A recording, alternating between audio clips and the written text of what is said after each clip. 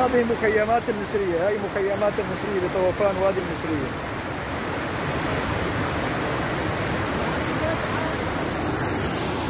حمودة هذا الماتور. هذه مخيمات قرية النسرية طافت في مجرى الوادي.